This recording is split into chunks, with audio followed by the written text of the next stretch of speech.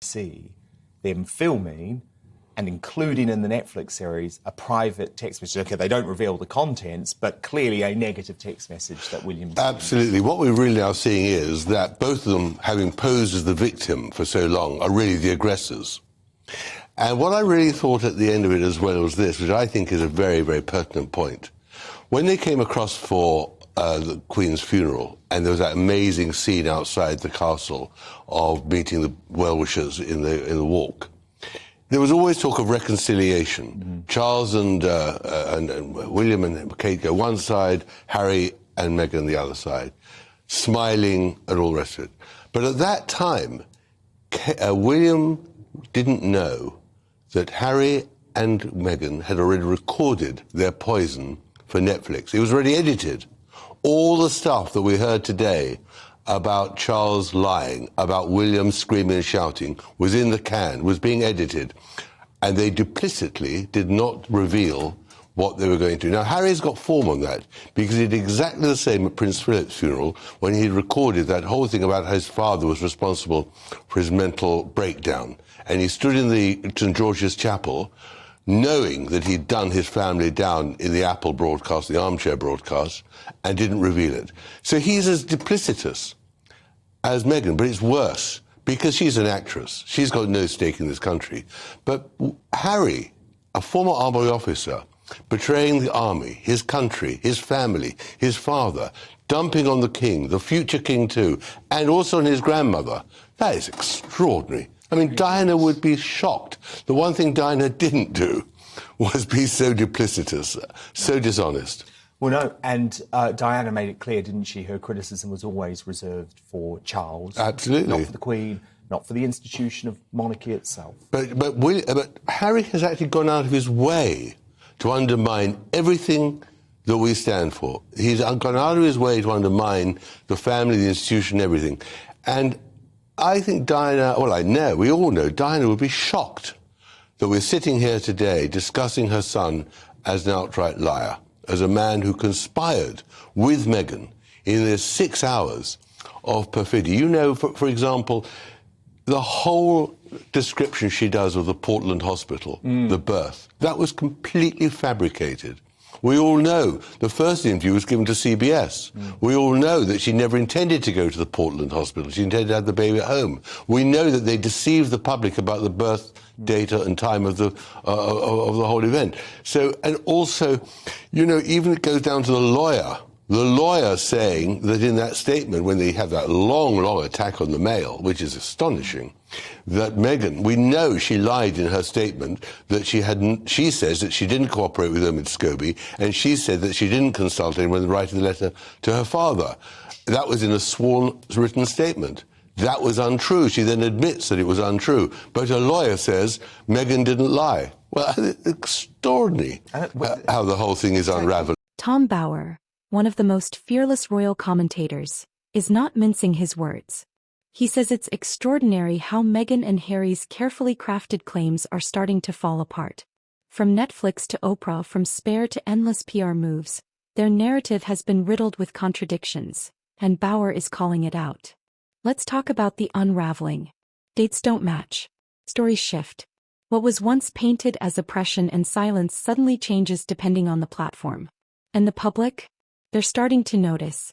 Every contradiction chips away at the credibility Meghan and Harry worked so hard to build. BOWER suggests Meghan is the architect, the strategist behind the narrative. Harry, he follows along. But here's the problem. Every time the cracks show, Harry's silence makes him look complicit. The man who once demanded his truth is now exposed for telling half-truths at best. And yet they don't produce any evidence. None at all. Of the claims that they have made against the royal family. For example, William being a bully. For example, this idea that the royal family was conspiring with the press to bring them down. Where is the evidence? It's always they. They never name them, except they did name Jason Knauf, the man who in the end exposed Meghan's lies, and of course they're furious with him. So the whole series ends with that statement on the screen which says Knauf is the liar, not us. And that is the level they've sunk to. But I also think, you know, Netflix have a lot to answer for. if an established broadcaster in Britain or America produced that sort of succession, 6 hours of lies, they would be absolutely hounded out. No balance. Not in no balance, no truth, no criteria. I mean, what is the criteria? It is just propaganda. You know, Joseph Goebbels, Hitler's propagandist, would look with real awe at what the Sussexes and Netflix have achieved. Because what they've done quite cleverly, right, especially for an international audience, because I know this is landing well, shockingly, outside of the UK.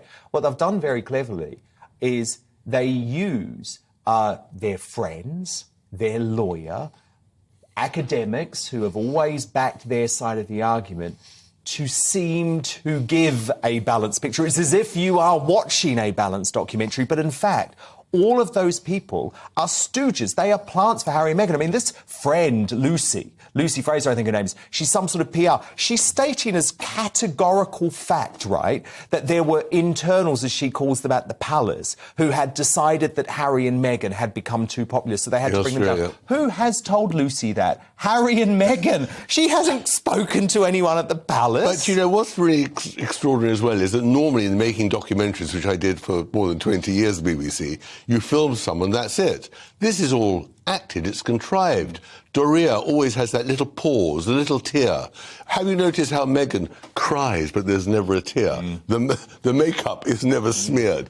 Everything is so rehearsed. We found that clip of her, didn't she, saying that one of her great talents is that she can cry on cue out of her left eye. And you know, the whole construction of her father, that man who in the end was abandoned by Meghan for months before the wedding, totally left to his own devices, isolated, really felt abandoned. That's why he sold the photographs, because he felt so besmirched.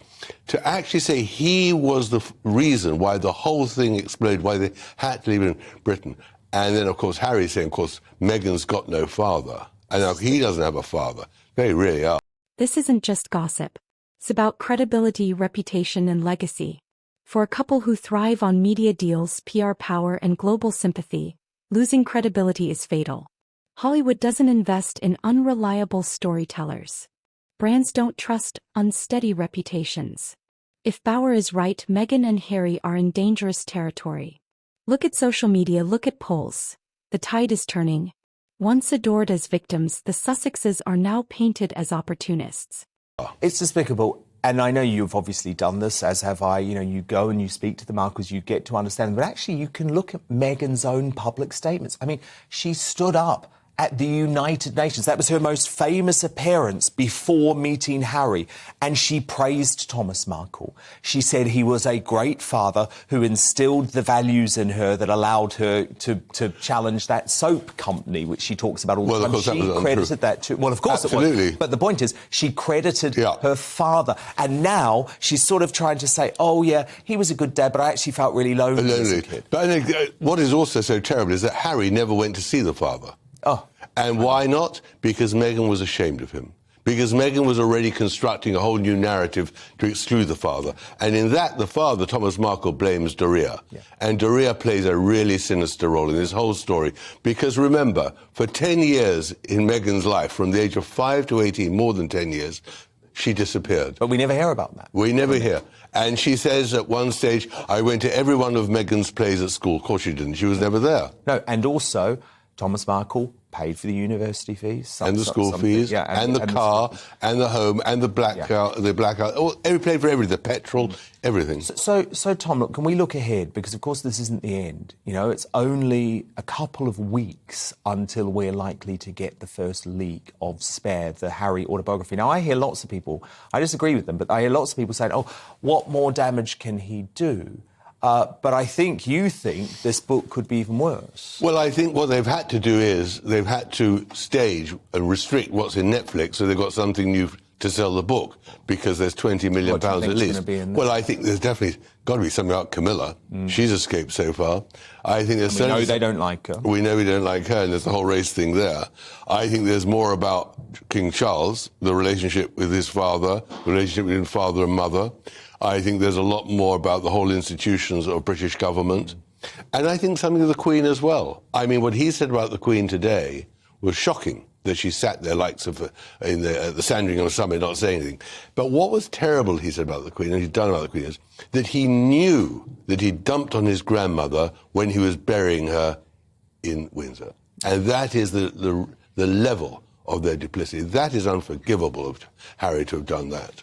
Words like selfish, shameful, and remorseless appear again and again. The unraveling of their story is reshaping public perception in real time. Tom Bower's words are blunt but powerful. Meghan and Harry's narrative is extraordinary, not because it's inspiring but because it's falling apart piece by piece. If they don't course correct soon, they risk losing everything they've worked to build since leaving the royal family. What do you think? Are Meghan and Harry's claims finally catching up with them? Or are critics like Bower going too far? Let me know below. Subscribe for more royal exposés.